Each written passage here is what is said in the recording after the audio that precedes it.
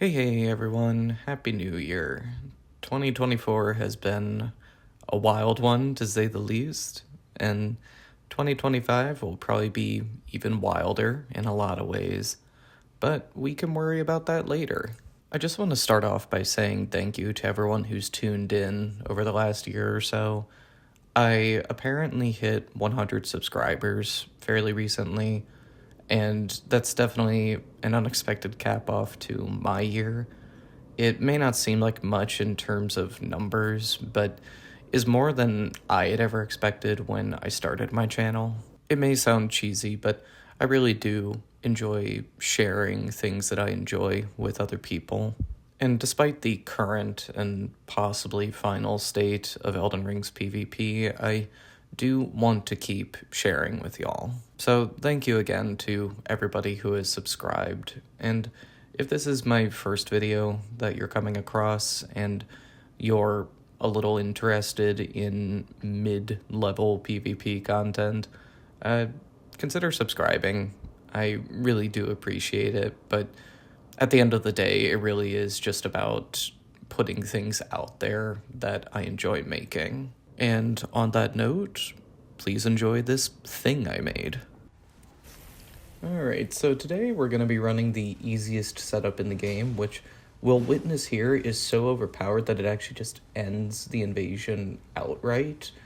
But no, in all seriousness, we're just going to be doing some chill PSGS gaming today. I haven't really run this setup in a while, particularly since the nerf that was given to the tracking a couple patches ago. And no doubt that nerf definitely took away what made this setup so threatening, or at least a major part of it. And you can get around that by running the Serpent Hunter in the right hand, but personally I hate how that looks. Just aesthetically, it just does not look as clean and cool in my opinion. So we're just running the old reliable dual lances. And one of the swaps that I was focusing on in this setup is actually the hard swap to the clean route with the lightning ash, which is great as a finisher and a chase down. And we take out a phantom here and we're left with the host. And one of the best things about PSGS, in my opinion, is just the sheer variety of the moveset. You have a little bit of everything. The jump attack is actually pretty good for advancing. And oh yeah, we get kind of a funky guard break there where he 180s and we can't quite get the crit. But overall, I think even though the crouch L1 is kind of the bread and butter of this setup, I think all around it's actually pretty great. And yeah, there we go, an example of the hard swap finisher. I'm really becoming a huge fan of that on the Dex build. But yeah, I genuinely believe that PSGS has one of the best movesets in the game, at least when stacked up against other power stanced setups. We'll see here, though, that one of the things it struggles with a lot is high latency. It just loses a lot of its ability to vortex if the lat is particularly high. Oh, yeah, no, a little too slow on the swap here. But I really do think very few setups suffer as much as this one when you encounter poor latency. Vortexing with the crouch L1 is such a core fundamental to PSGS, and latency takes the wind out of those sails just wholesale most of the time.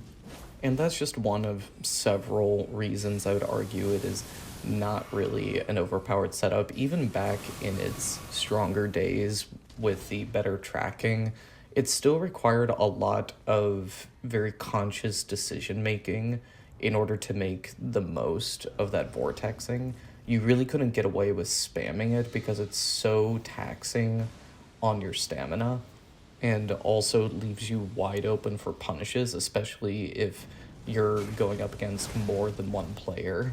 And additionally, if you're spamming that crouch L1 too quick, oh my god, the desync on this guy, I remember now, is just insane, and I'm so occupied with the phantom that I can't preemptively roll.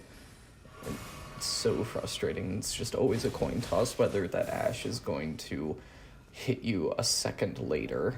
But what I was saying is that if you spam that crouch attack you're highly likely, unless you're very well practiced, you're going to end up initiating the running attack, which is one of the most punishable moves in the game, in my opinion. And yep, there it goes again with the desync. You're almost guaranteed to get a backstab if you accidentally do that. I do that a number of times in these clips because I'm still a bit rusty, but overall, you really do have to be careful and conscious of your button inputs if you want to avoid basically getting punished over and over. And we notice that these guys are hanging back, so we're going to go ahead and take a second here and get the holy ground going, get some regen popping, get our FP back. But I'm not the best PSGS player around. I did play it quite a bit pre-DLC, and I could go on and on about the nuances of the setup, but at the end of the day, like a lot of people, I run it because I just find it really enjoyable and really engaging, basically no matter who I'm up against in whatever circumstance. And additionally, you just cannot play it with your brain turned off, so the more you play it, the more you're just inherently going to get better with it. You're going to have to just pay more attention to what you're doing right and what you're doing wrong. And I really just enjoy those kinds of setups the most. And I think post DLC, especially after we were given such an array of what I would argue are brain dead weapons and spells, I think those things are harder to come by where you do feel actively engaged in playing them. And okay, yeah, we finally get the finisher on this guy. Much deserved. Thank you, Ko. And gathering these clips really punctuated that for me. And after playing this setup for basically a week straight, I genuinely think I'm going to reincorporate it back into my dex and strength builds, which are really the only builds I run nowadays anyway. Oh, yeah. And this one isn't really PSGS related, but I thought it was just funny and cheeky. But point being is running dual lances kind of reminded me of some of the things that I found most enjoyable about PvP when I was first starting out, where there are certain mechanics and fundamentals that you just have to practice to get better at, and you can't just, fake your way through it. And I really enjoyed that, and it was part of the reason I got into PvP in the first place.